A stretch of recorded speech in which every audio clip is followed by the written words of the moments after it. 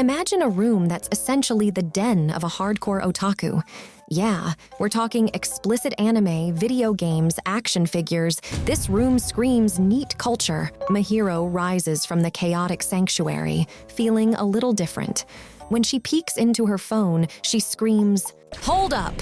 When did I turn into a girl?" Enter Mihari, her mad scientist little sister who looks her up and down, practically saying, "Not bad for my first gender swap experiment."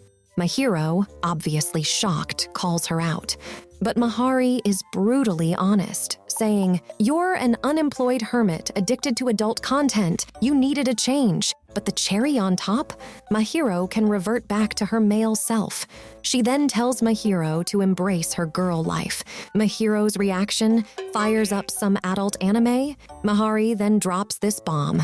Female arousal is 100 times more intense than males, basically saying her head might literally explode.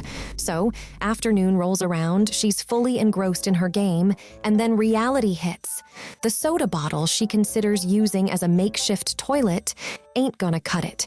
The dash to the restroom is comical. She returns, her game lost, and cries her eyes out. Mihari, watching through a secret cam, is not amused. Next morning, Mihari's giving Mahiro another checkup, and yep, you guessed it, Mahiro stinks. When asked when she last bathed, Mahiro casually says, 5 days ago. Ugh, really? So now, we have Mahiro contemplating her new female body. She's not impressed, but admits baths aren't that bad. The next day, Mihari forced Mahiro to try a sundress. Mihari comment that she looks adorable, and all of Mahiro's male clothes gone. Mihari is pushing for this female lifestyle hard. She even hugs Mahiro and convinces her to embrace her new life. Mahiro finally stares at herself in the mirror and thinks, this isn't so bad. She agrees to keep up with the clothing choices. Next day, Mahiro finds a stack of new clothes. She's in her room twirling, truly feeling herself, until Mihari peeks in. Later that day, she's literally sobbing into her keyboard. Mihari, the supportive sister, is there to help. Mahiro spills her guts, saying she's hit a breaking point. She can't even enjoy her BL or hentai games anymore. She then spots a sports anime magazine on the floor. Light bulb moment. She thinks she has a cure for Mahiro's woes. Mahiro is then dragged out of her house, screaming like she's about to face the apocalypse. After a struggle, Mahiro finally caves in, and they have a sweet moment together. They start jogging, and Mahiro is lagging like a computer running on Windows 95. But while jogging, Mahiro starts to reminisce. She remembers how Mihari always outshone her in sports, in academics, you name it. She starts talking to herself, and this is the golden moment. She acknowledges for the first time that she's comfortable being a girl. Just when you think things are going well, Mahiro stops dead in her tracks. She's in pain. "My nipples hurt," she cries out. Oh, the timing. Cut to a fancy department store where Mahiro is led into the realm of bras. She's measured, given options, and finally ends up in a sports bra. You'd think she'd feel triumphant, right? Nah, she declares another personal crisis. And that's where it leaves us, wondering what Mihari will plan next. Mahiro is completely immersed in her action video games, as usual. Then, here comes Mihari, prepping for her morning ritual. But then, a scream that could wake the dead echoes through the house. What happened? Mihari just had an unexpected ice bucket challenge, courtesy of a broken water heater. So, our gals decide, hey, why not hit the public bathhouse? Mahiro is acting like she's walking the plank here. She hasn't been out in public for 2 years, and off they go into the bathhouse. Mahiro's nervousness melts away when she sees water jets in the pool. But first, gotta rinse off. Then comes the shampoo tutorial from Mihari. She's playing the big sister now, teaching Mahiro how to maintain that long, luscious hair. Finally, soaking time. But Mahiro leaves early and leaves Mihari soaking alone. Mahiro's in the lobby, sipping chocolate milk like a boss. She watches these two adorable siblings, and her mind drifts back to the good old days. Back when she was the one teaching Mihari how to shampoo and dry her hair. Oh, how the tables have turned. Mihari comes out super fresh and calls Mahiro Mahiro-chan, which Mahiro flips the script and calls her Oni-chan. She practically turns into a fireworks display, so elated, so joyful. Fast forward to the next morning. Mihari's making breakfast, and Mahiro's still struggling with her hair. But Mihari comes to the rescue again, tying it up with a pretty ribbon. After the meal, Mahiro's back in her room, and she notices the mirror that's been moved. Her hair is like a rebellion on her head, so she starts braiding her hair into twin tails. And Mihari, the ever-supportive sis, whips out her phone and turns into a one-woman paparazzi. We're talking twin braids, meatball buns, and even cat ears. And she even gets Mahiro to do a cat pose. So darn cute. But then, Mahiro gets emotional, starts calling Mihari out for her own fashion choices.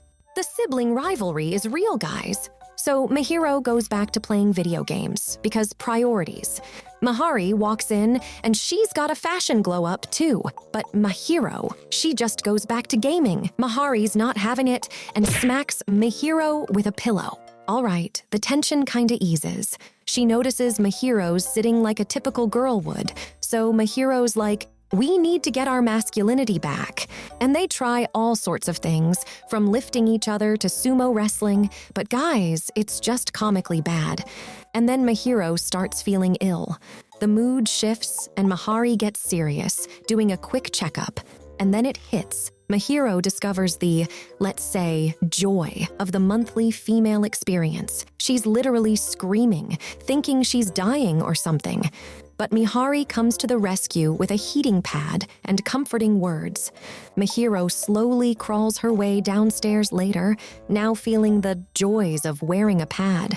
She even gives Mihari props for never complaining about her own monthly ordeal. Few days after, Mahiro bolts to the bathroom and bam! Some random high school girl's already there. Mahiro's so shook she forgets she had to go in the first place. The plot thickens. Mihari comes downstairs and introduces this bathroom crasher as K-Day, her old middle school buddy. Our gal Mahiro's wheels are turning. What if she finds out about my transition? So Mihari bails to do her college homework and leaves Mahiro and K-Day alone. Then their stomachs break the ice for them. Yep, it's time for lunch, and K-Day is acting like a full-blown chef. Mahiro, who probably can't even boil water, watches in awe. They share a meal, and Mahiro is starting to feel more at ease. Kaede isn't the wild Gyaru she suspected. She's actually super down to earth. But hold on. They're sitting close on the couch, and then Kaede leans in. Our girl Mahiro is freaking out. Plot twist. Kaede was just giving Mahiro a makeup makeover. That evening, Kaede leaves, and both sisters agree she's awesome. Cut to the next day, both sisters are drooling over the new Titanic in Space trailer. Deciding to hit the mall, who do they run into? Kaede. Surprise. Mahiro's tricked into a girl's shopping spree, and Kaede calls it a date with Mahiro. Mahiro is then forced to pick a yellow one-piece swimsuit, while Mihari and Kaede are pulling out all the stops with their bikini choices. After that, our daring trio finally make it to the movie theater. As the epic spaceship Titanic crashes into a cosmic monolith, Mahiro has her own disaster to deal with, a marathon to the ladies' room. But the line is longer than the time it takes for a one-piece arc to end. Kaede, ever the big sis, gets suspicious and finds Mahiro in a bit of a wet predicament. Kaede vows to make this their little secret and scoots off to fix things. Meanwhile, Mihari is having her own chilling experience. Next day, after a video game binge, Mahiro realizes it's way past lunchtime. She finds Mihari bedridden. Mahiro, feeling bad, decides to take charge, vowing to become the ultimate little sister. This girl sets off on a domestic journey. Mahiro then tries to make rice porridge for her sick sister. She even calls Kaide for some culinary counsel. And ta-da! She pulls it off. Mihari's reaction? It tastes like boiled water, but I love it. As Mihari drift off to her dream, we're thrown back to middle school. Mihari's wearing a cute hair clip, a gift from her then brother. The morning after, Mihari wakes up refreshed and finds Mahiro sleeping at the foot of her bed. Mihari bakes cookies, thinking back on how her relationship with her sibling has come full circle. Next day, Mahiro is watching Magical Girl Nicolara, a show typically for little girls. She not just watching, but mimicking the special moves with a rolled-up anime poster as a scepter. It's adorable. Just then, Mihari walks in and she plays along. Mihari then drops a reality check. She's got work at the university and will be gone till tomorrow. Mahiro reassures her that she'll manage. After Mihari left, you can almost taste her excitement. She changes into a comfy t-shirt and goes on an entertainment spree. Video games, manga, you name it. But guess what? She feels a wave of loneliness, and it's kinda heartbreaking. So what does our girl Mahiro do next? She orders a feast fit for a queen. But as she chokes on her food, it triggers an emotional nosedive. She leaves the kitchen in a mess and drifts off. Mihari comes back, and Mahiro is a hot mess, hair all damp and tangled. Mahiro breaks down and she calls Mihari Baka, but you can see it's a moment of deep connection. Next morning, they're back to gaming. Mihari wins and sends Mahiro on a grocery errand as a penalty. Mahiro's nervous, but she eventually steps out. At the supermarket, she's on the verge of a breakdown when a boy shows up. He's concerned and tries to help. She goes weak in the knees, but the boy stays by her side. Cut to them shopping together. Mahiro is awkward but grateful, and they even share a moment discussing the best meat cuts to buy. Just then, they overhear some girls commenting on how they look like a young romantic couple. Mahiro's flustered, not knowing how to feel about being the girl in this romantic equation. Leaving the supermarket, she bids goodbye to the boy she met, only to find out it's Momaji, Kayade's little sister, and guess what? She's actually a girl. Yeah, anime logic. So next morning, Kaede and Momaji show up at Mahiro's place, and Momaji is now all dolled up. Mahiro barely recognizes her.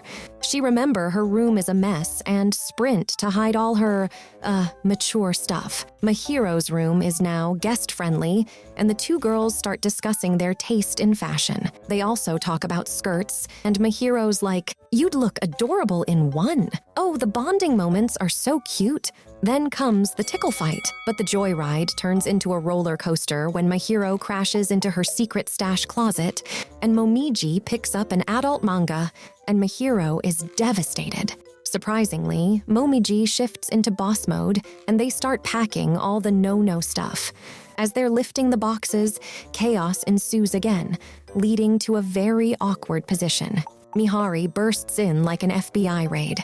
Mahiro's blushing like a tomato, stuttering, "It's not what it looks like." The day wraps up with some heartfelt goodbyes. Mihari teases Mahiro for becoming friends with a middle schooler. On their way home, Momiji tells Kaede how cool and fun Mahiro is. And there you have it, folks. Mahiro's life just keeps getting more complicated, and I'm totally here for it. Will her secret be safe? Will Mahiro finally decide on her feelings? Who knows? Until next time, stay tuned for more awesome recap.